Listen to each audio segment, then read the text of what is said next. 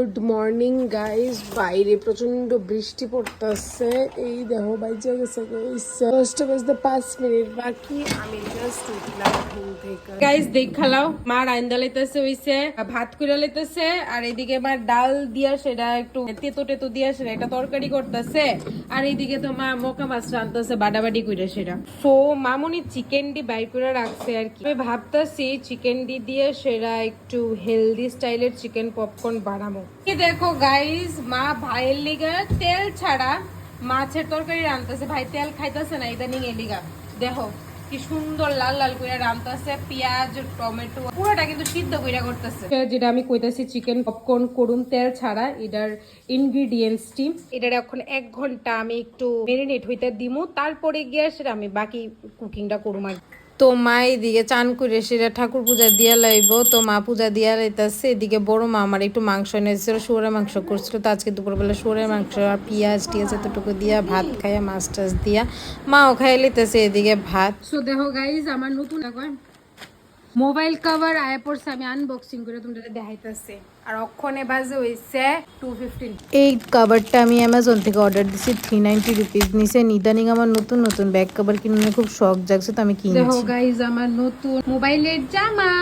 তো এদিকে আমার একটু ঠান্ডা ঠান্ডা লাগতেছিল, চান টান করে শিরা লাগাই দিলাম হইছে জানলা। ঠাকুর পূজা কমপ্লিট হয়ে গেল গা, সন্ধ্যাবাতি দিয়ে ঠাকুরের সজ্জা দিয়ে দিতেছে যাতে ঠাকুর সুন্দর করে ঘুমাইতে পারে রাত্রেবেলা। তো মা একটু ঠাকুরের নাম নিয়ে নিতেছে, 4:30 বাজে গেছে গা। আমি একটু চিকেন পকোড়া কইরা নিমু ফ্রিজে।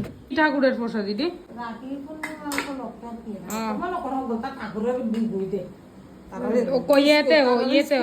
স্কুলে।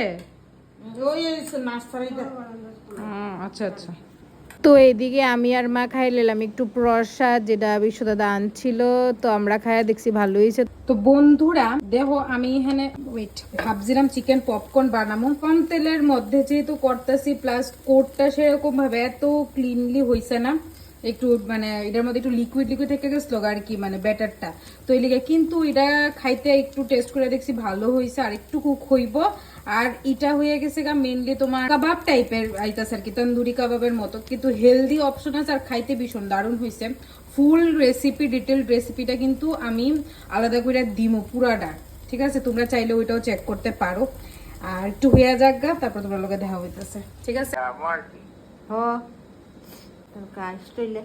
আজকে ওই যে রাখির দিনে রাখিটা দিতে পারলাম না, আজকে ওই দিতাম হইলে কি বৃষ্টি। আমরা চিকেন কাবাব রেডি, এবার কেচাপ নিয়া। এই যে আমাদের চিকেন কাবাব তৈরি হয়ে গেছে, এখন আমরা খাবো। কোথায় রাখবো? এদিকে দেবো না? ধরো, বলো, খেয়ে বলো কেমন হয়েছে, তাড়াতাড়ি খাও, খাইয়া কো কেমন হয়েছে। খাতেছি নি? দারুণ। আমি একটু ট্রাই করি, ভালো সফট হয়েছে। তোমরা বাড়িতে ট্রাই করে দেখো, ইউ মাস্ট ট্রাই, এত ইজি রেসিপি, প্লিজ ট্রাই। আমার কাবাব খাওয়া শেষ, ব্লগটারও এখানে শেষ করে দিতেছি। That's it, bye. দেখা হইতেছে।